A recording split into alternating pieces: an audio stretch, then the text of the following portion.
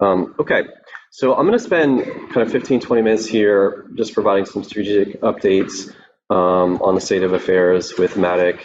Some of this is in the form mostly, I think, of kind of information sharing and announcements. And then certainly, we can take questions as they come up. First of all, just giving you some orientation to Blue Cross as a family of quality improvement networks. This is Medic is actually one of about 20, and there have been a few that have come online just in the last couple years. You can see all their kind of icons down there in the corner. We're in a really strong position with Blue Cross, but I also know, particularly I think with some of the abstractors in the room, that they know that one of these CQIs is retiring at the end of this year. It's called Impact. From my perspective and understanding that it sounds like it was a business decision. Impact was focused on improving readmissions, those 30-day readmissions from hospital discharge. Sounds like they felt like there was a lot of overlap with other work that was sponsored by Blue Cross. So that one's retiring. It doesn't mean that the others aren't going strong. And I think in particular with Medic, we're in a care space that is so critical to how insurance companies sort of think about the course of care, that we're really in a strong position. And the family itself is as well. There are going to be some changes with respect to how we're doing our cloud meetings. That's sort of bullet point number 2 here. Traditionally, prior to of course the pandemic, we were doing 3 in-person meetings a year. Of course, those are required attendance. We're going to move to now one of those 3 being virtual. And this is, I think, makes the most sense to make the winter meeting the virtual meeting, to sort of cut down on sort of problems around travel during the winter. So that means our February scheduled meeting will now be virtual. And then the June meeting will be in person again. The way we sort of think about those in-person meetings is we rotate at least one in Southeast Michigan and one somewhere else in the state. Obviously one, today is in Traverse City. We've had them in Grand Rapids before, but something like that. So that's how we think about rotating those. The other thing I'll do is walk through a couple of the partnerships that we have with some of the other CQIs in the next few slides. So this is in partnership with something called HBOM, which is the Health Behavior Quality Program. This is around tobacco use cessation counseling in the emergency department. This is a incentive-based opportunity for those that were interested. It's totally voluntary. We've got a number of sites that are signed up for this work.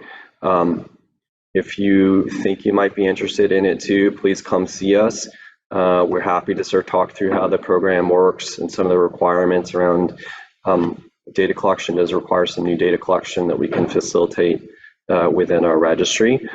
And again, there's some incentives that are around this, but it does require providing some tobacco use cessation counseling, like in the emergency department, for a segment of patients. You have some choice around that. I think most people are looking at, say, asthma or COPD populations. So that's one example of these kind of partnerships. Another one is with HMS. This is the hospitalist CQI. They're the ones that own sepsis, and they're expanding their work around sepsis. They're really focused on the entire kind of continuum of care around sepsis. So certainly like the critical few hours, obviously really important, that frankly we're mostly involved with in the emergency department. And then sort of through the course of the hospital stay and even follow-up too. That's how they're doing a lot of their measurement. And obviously there's a lot of alignment with respect to those first few hours in the emergency department. I think a lot of people in this room are probably very familiar with this because of other sources of measurement going on and pressures around this, around national reporting, particularly CMS, in the sepsis bundle and the SEP1 measures. They're pretty much mirroring a lot of that measurement, time to antibiotics, fluid resuscitation, lactate measurement, lactate clearance, those kind of things. But in the interest of collaborating, we're beginning to plan for a joint meeting for next fall with HMS, and it will include external speakers.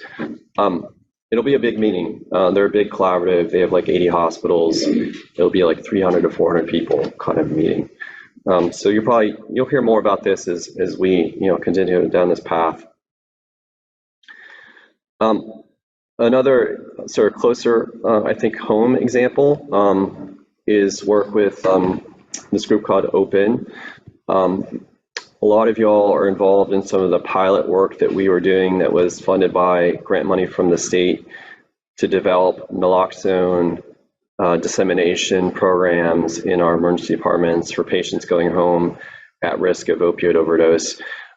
We had this conversation with all of you back in the spring about launching a new quality initiative in this care space, worked through that with the executive committee and made the decision to commit to it. It's got a long horizon because we got started with data collection. Over the summer into the fall, the coordinating center team worked hard in developing that data infrastructure, those modules that we talk about. So we're implementing that with Arbor Research, and then we'll do a lot of the training with the abstractors in the coming month, with the plan to launch the data collection in January for those cases that were visits in November. But starting that data collection in January, where we'll develop sort of the baseline information, and then we'll begin to think about how we roll this up into the pay for performance with the executive committee and some of our standard conversations over the summer with that. The goal here would be to support the naloxone kits for those that are familiar with the pilot program in the same way that we've been doing it for everybody in the room, in the network. We'll begin to talk about that in more detail over the next few months. It'll probably be the June meeting that we really spotlight this, and we're going to sort of develop an agenda around that for the June meeting.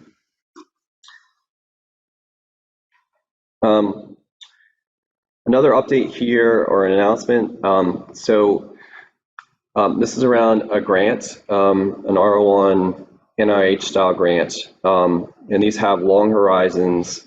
This tracks back to over a year, frankly.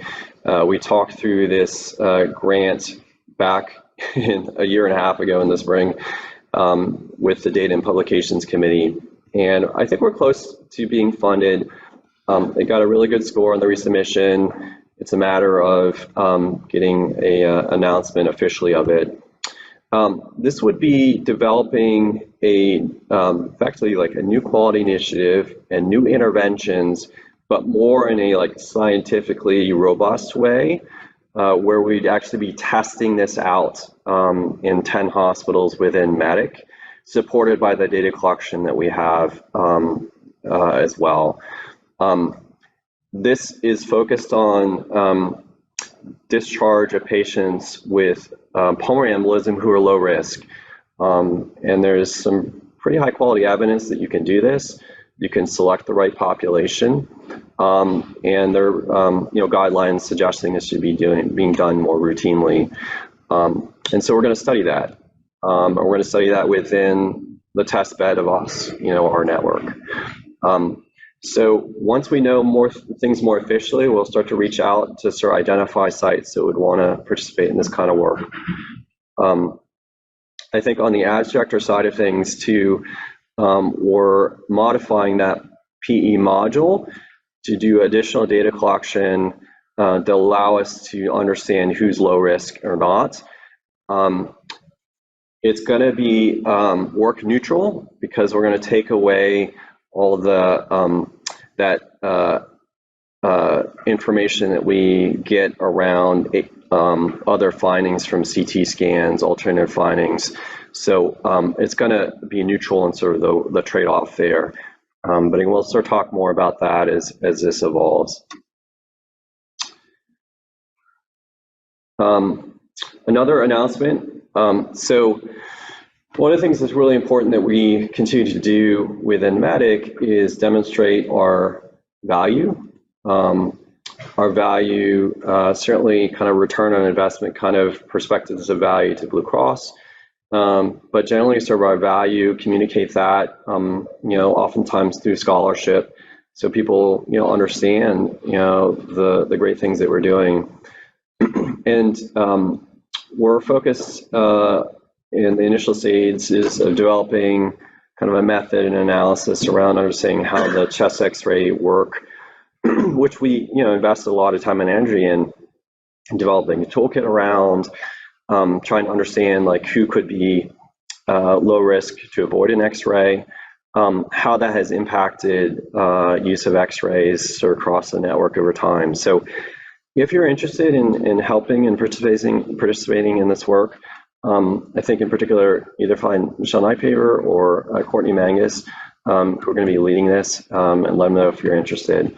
No big deal either way, of course, but we definitely want folks, if you want to participate, to have the opportunity. Okay, I think this is my final item. The executive committee is really a critical cog in our governance structure within MEDIC. We really rely on their input, particularly around how we think about constructing our pay for performance, or that performance index, as well as VBR, both like how we're going to assign points to those values, how we're going to set our targets, and really the executive committee like helps us work through that process. We have had an executive committee of 9 members assigned to 2-year terms, and this is the year that turns over. These are the 6 individuals that are coming off the executive committee, although they're still going to be on the ballot for many of them for re-election. But definitely want to thank Seth, Beth, Raj, Dominique, Rob, and Lee for your service over the last 2 years. Again, like a really important commitment for our work within how we make these kinds of the strategic decisions within MEDIC. We're going to do a vote to replace these open positions. I'll point out that Matt Lombard and Chris Port will remain on the executive committee. We replaced 2 that left in the spring because Beaumont exited and DMC exited. We had 2 executive committee members that left as a result. So they're going to stay on, and so we have to replace 7 individuals. Could be, with the same folks who are on the committee too already. And I think the one sort of structure that we're going to impose from the courting center is we really want to make sure we have a pediatric voice on that committee. So we'll at least force one of the individuals to be a Penn person, although usually, that's one of the top vote getters anyway. So we're going to try to do this like vote, today or in the next couple of days. So if you point, your device to this QR code, you'll go to a Qualtrics survey, and that's how we're going to do it. So at some point today, when you have a moment, please complete this, and then we'll probably leave it open for a couple of days too after this meeting. There's also other tables. There's the QR. Okay, cool. Right this second, but yeah, appreciate it. And as a reminder, it is only clinical champions too. Well, please. Yeah, thank you. Yeah. Okay, that was the end of my session.